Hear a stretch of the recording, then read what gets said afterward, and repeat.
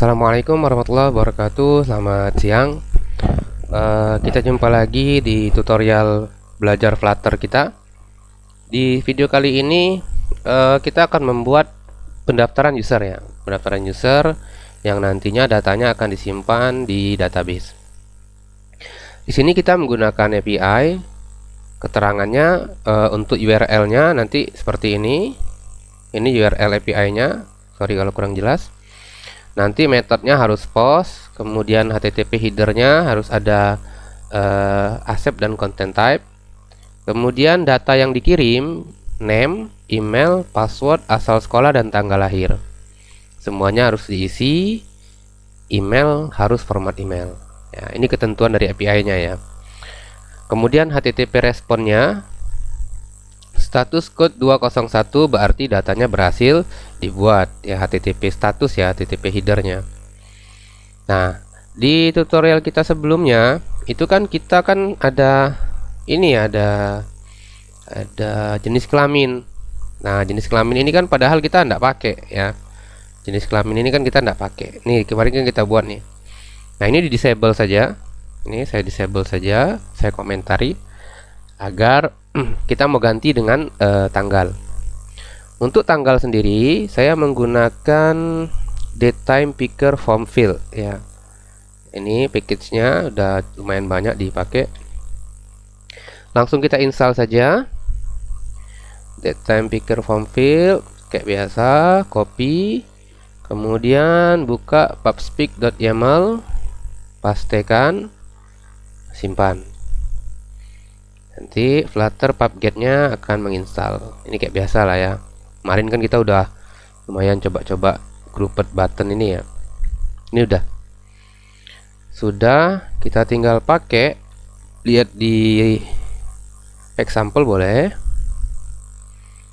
Nah, ini di copy dulu saja dua ini ya, intl dan form fill, biar nanti kita bisa copy paste saja codingnya.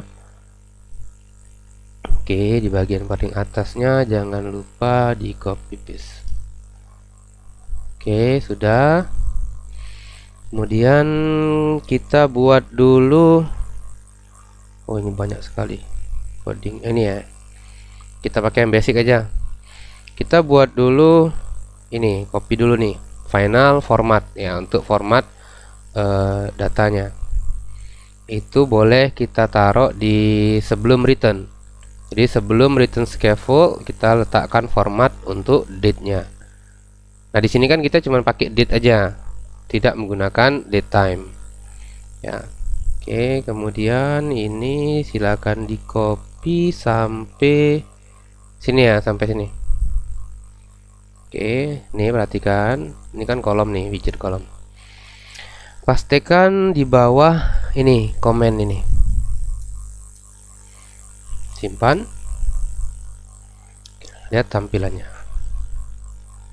Kalau tampilannya belum berubah, kita ini kan error nih. Error ini sebenarnya bukan masalah. Kita stop dulu. Entah kenapa sekarang sering sekali error seperti ini. Nanti kita jalankan.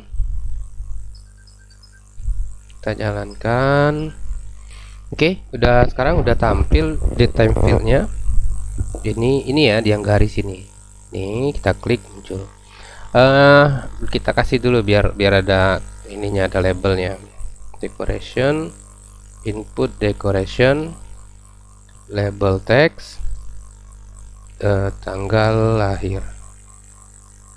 Oke, simpan. Kita lihat dulu. Oh, ini. Ya. Nah, ini controllernya belum kita buat ini. Kita buat dulu controllernya, txt tanggal lahir. Oke, baru kita berikan controllernya controller txt tanggal lahir. Oke, nanti value-nya kesimpan di sini ya, txt tanggal lahir. Ini kalau kita mau menggunakan validasi bisa, nanti tinggal lihat di sini ya, tutorialnya ini kan ada nih. Jadi dia tidak langsung return, tapi dia menggunakan await dulu supaya datanya nanti dapat, kemudian baru dibuat kondisi seperti ini. Nah, jadi kalau mau divalidasi di sini boleh. Nah, selanjutnya kita buat fungsi di sini, function do daftar misalnya ya. Function do daftar. Oh, ini sebenarnya fungsinya kayak login ya. Saya coba cek login. Kalau dia kan harus ada feature, sorry. Dia harus pakai ini feature nih. Ya. Karena kan kita kan mau ngirim data ke server ya. Feature do login, kemudian dia menggunakan ASIN seperti ini. Nah, karena kita menggunakan HTTP request, kita copy juga nih di atas ini, kita copy nih package HTTP-nya. Kita kan pakai nih, ini pakai 3 ini, copy aja 3 ini enggak apa. Karena kan daftar itu sebenarnya sama seperti login, ya, sama saja seperti login, sama-sama ngirim data ke server. Oke. Nah, selanjutnya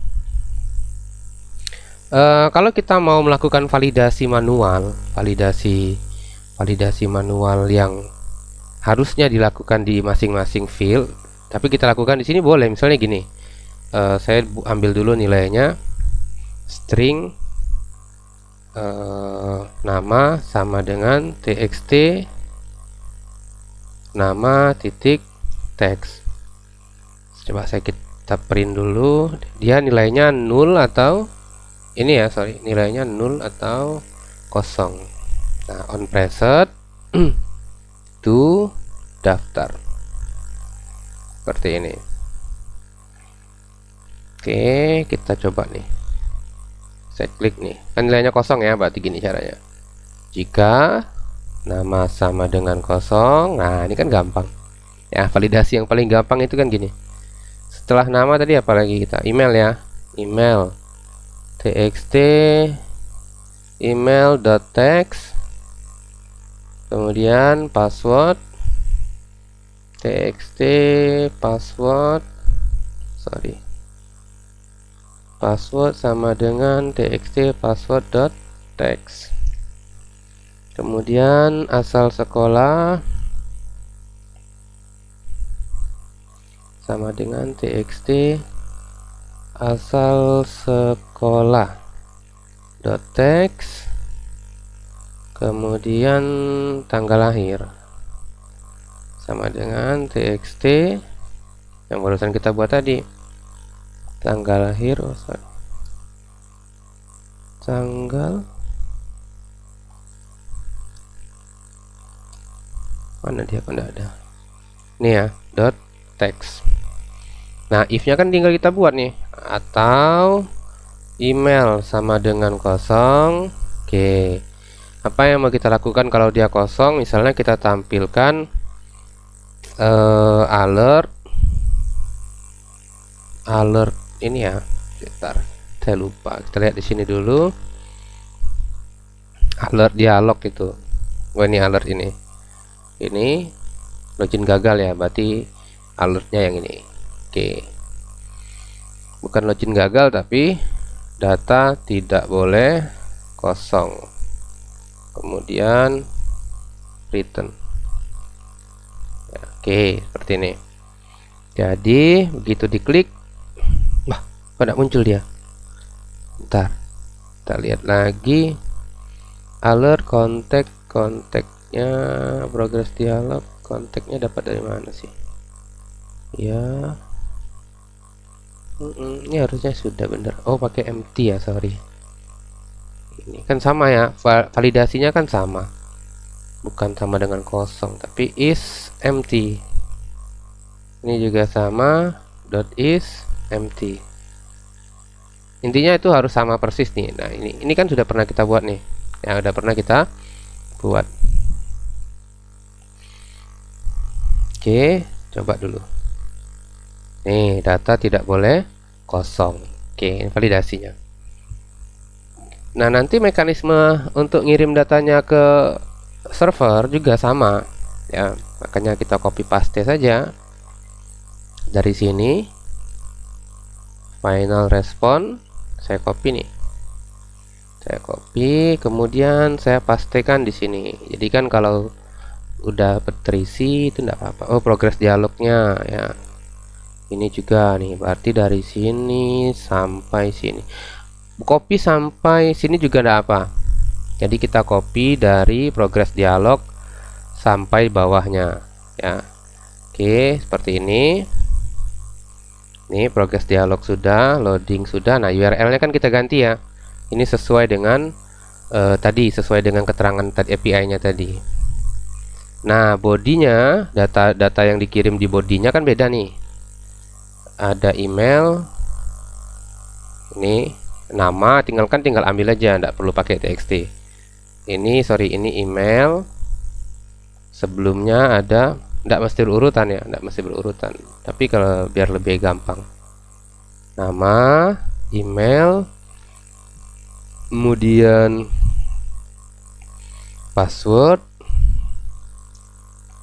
kemudian asal sekolah, kemudian tanggal lahir ya, tanggal lahir. Oke, saya ada 1 2 3 4 5, ada 5 data, 1 2 3 4 5. Oke. Nah, bedanya di sini responnya kan bukan 200 tapi 201 ya. Kalau 201 login, bukan login berhasil tapi data berhasil disimpan. Nih, selain itu data gagal disimpan. Oke, kita coba dulu. Nama lengkapnya misalnya Wawan, emailnya wawani@gmail.com, passwordnya 1. Ini pilihan sekolahnya. Ini overflow, nanti kita cek ya. Tanggal sekarang aja. Kita daftar. Nih, data berhasil disimpan. Nah, ini harusnya udah kesimpan datanya di API kita. Ya, datanya udah kesimpan di API kita. Tinggal gini. Ini kan sebenarnya kan harusnya ada button. Ya, ada button ini dialog kalau saya tidak salah. Dialog button. Teksnya tuh childnya teks ya, teks. Oke. On pressed 0. Ini kenapa di error? Oh, bukan dialog, flat ya, flat button. Oh, kita lihat aja dokumentasinya langsung mendingan. Saya lupa. Kan ini kan kita pakai Airflutter Alert ya. Airflutter Alert kita cari saja di dokumentasi pub.dev-nya. Jadi kita mau ganti ini teks di buttonnya, saya lupa perintahnya. Button, oh array ya, dalam bentuk array, dialog button, baru on preset. Oke, tadi mana tadi dia? Di bawah nih button. Kemudian array, nah dialog button, baru childnya teks. Oke. Kemudian on preset, navigator dot pop contact. Kita coba dulu gini. Ini kalau disimpan 2 kali harusnya error ya. Kenapa? Karena ini tidak boleh sama ya, email itu tidak boleh sama. Wawani, Wawana misalnya, kali ini boleh. Oke, daftar sekarang. Nih, tombolnya kan jadi oke nih. Oke. Nah, kita mau buat 2 tombol ya, kita buat 2 tombol. Jadi 1 tombol input lagi, 1 tombol input lagi. Ini untuk belajar saja ya, karena kalau daftar kan tidak perlu sebenarnya. Ini untuk belajar saja. Ini untuk tombol lanjut login ya. Nah, kalau kita kalau input lagi itu sebenarnya tinggal tutup, kemudian txt-nya kita buat set state dulu, kemudian txt-nya itu kita kosongin semua. Misalnya txt nama teks sama dengan kosong misalnya. Ini contoh saja. Kita coba nih. Kita coba. Saya klik input lagi, kan namanya kan kosong lagi nih ya, jadi dia bisa input 2 kali atau 3 kali. Nah, sebenarnya kan enggak gitu ya, kalau daftar kan enggak gitu. Kalau daftar tuh misalnya harusnya begitu diklik dia langsung ke halaman login, karena dia mau login kan, udah daftar harusnya dia login. Nah, bagaimana kalau dia mau lanjut login? Perhatikan, karena kita menggunakan navigator push ya, maka navigator push ini kan sebenarnya dia berada di atas halaman sorry, kok error ini? It's not true widget. It's not true, sebentar. Coba kita cek kenapa dia error. Ini ya, sebenarnya kan dia berada di ini. Nah, kalau kita back harusnya kan dia di sini nih. Nah, itu maksud saya. Jadi ini sebenarnya halaman utamanya, ini muncul di depannya. Login itu masih ada di belakangnya. Ya, login itu masih ada di belakangnya. Nah, cara menutupnya itu cukup 2 kali saja nih. Navigator popnya 2 kali. Nanti otomatis dia begitu kita simpan datanya, saya buat nih testing@gmail.com 1234566, kemudian tanggal, kemudian kita klik daftar sekarang. Oh, gagal disimpan nih, harusnya dia sudah ada ya, kita tambahin aja sembarangan. Oke, klik daftar sekarang. Ini masih gagal, kita cek dulu nih. Wawan 1234566, emailnya sama, wawan 1234566@gmail.com. Passwordnya ini kita ganti. Oh, tadi mungkin datanya ada yang kosong ya. Tanggal lahirnya juga kita ganti tanggal 15 misalnya. Oke, nah ketika kita klik lanjut login, nah sekarang dia kembali ke halaman login. Nantinya dia menutup 2 pop-up sekaligus ya. Pop-up pertama tadi si alertnya, pop-up kedua itu halaman daftarnya. Jadi dengan seperti ini nanti dia bisa dia tidak perlu menekan tombol back, tapi otomatis masuk ke halaman login ya, otomatis masuk ke halaman login. Kalau kita mau otomatis sebenarnya bisa ya, kalau kita mau otomatis sebenarnya bisa, berarti tinggal navigator popnya tidak perlu pakai alertnya, tidak perlu pakai alert, hapus alertnya, langsung taruh di sini bisa. Tapi kan nanti orang tidak tahu nih datanya udah kesimpan atau belum ya, orang tidak tahu datanya udah tersimpan atau belum. Makanya kita munculkan alert dulu biar dia tahu bahwa proses ini berhasil atau prosesnya gagal.